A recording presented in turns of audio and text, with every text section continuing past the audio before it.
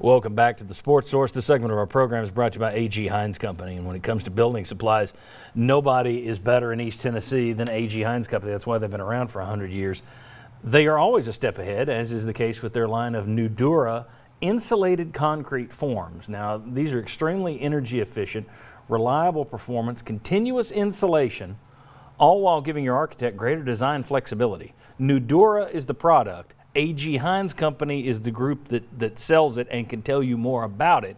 Call them, visit them online, or drop by at Hines Street down in downtown Knoxville. A.G. Hines Company. Okay, so far the coaches have basically been giving Brian Maurer, Harrison Bailey, and newcomer Hendon Hooker an even amount of reps with the ones, the twos, and the threes. Just kind of rotate it practice to practice and make sure everybody gets the same amount. So they haven't really sent much of a signal in terms of, you can't sit there and go, who was the first man out? Okay, he's going to be the starter. Not necessarily. We're not to that point yet. But let's start talking about the quarterbacks as an overall group then. I think we have some video, thanks to WATE 6 Sports and Jordan Kramer for sending us video of this. Really appreciate her. Let's start by talking about this overall group. Vince, you told me yesterday that while the quarterback play has been inconsistent and what you saw yesterday was inconsistent, you think this group still might be better than what you had last year overall.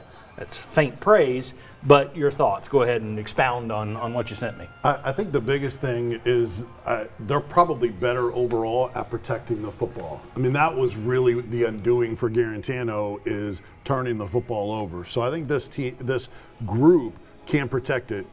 Hooker is steady.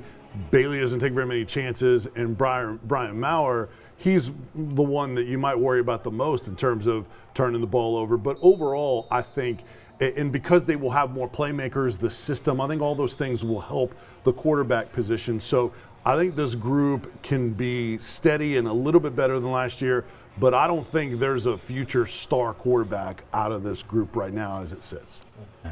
Bob and Will, there's been a lot of talk of the possibility of them picking up another transfer in the transfer portal, another quarterback in the transfer portal.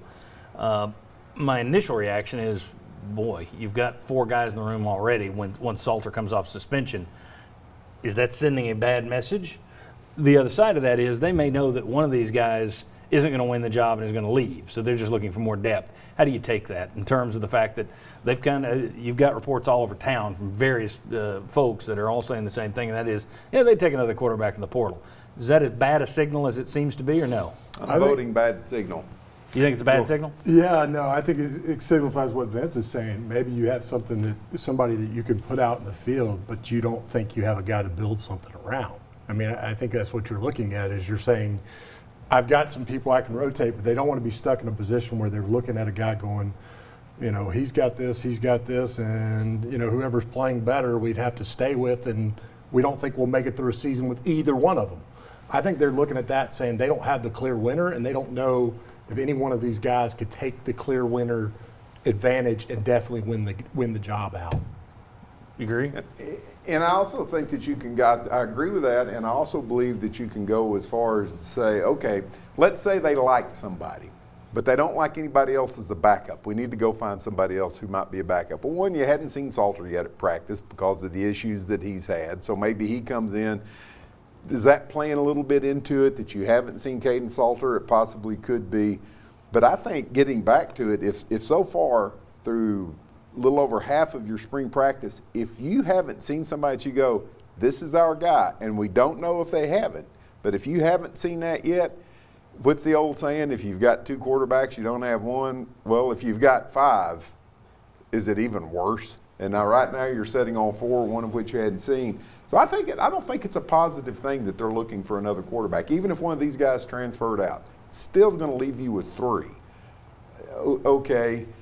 Plus you've spent time during the spring preparing a guy, then he leaves. So there's something else. Your coaches have wasted some time on somebody. I think the whole thing about looking for another quarterback, I don't see a positive in it.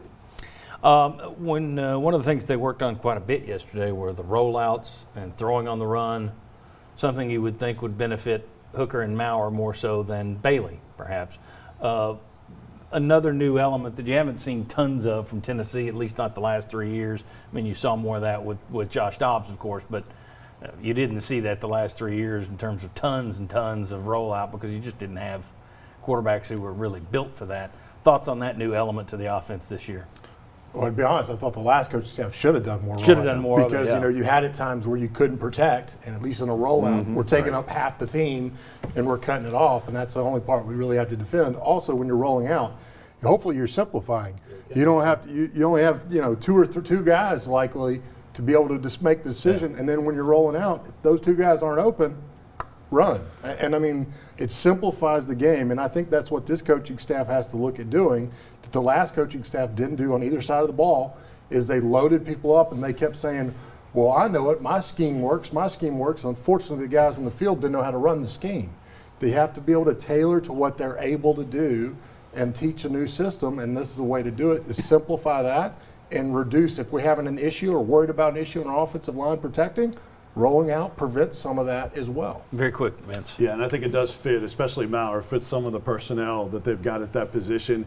Also, they clearly are working on RPOs as well, using the entire field.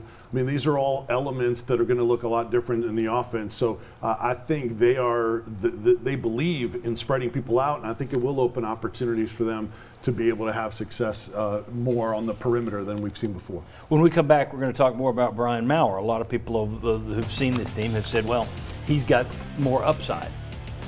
The flip side of that is he may have more downside. We've seen Brian Maurer the past couple of years. He isn't afraid to throw into coverage. Is this coaching staff more likely to go with a guy who's got the high ceiling, or are they more likely to go with a guy who's got a lower floor? There's a difference. We'll discuss that next. We'll also be joined by Chuck Cavalier. So we'll get his take on that. Come on back on the Sports Source.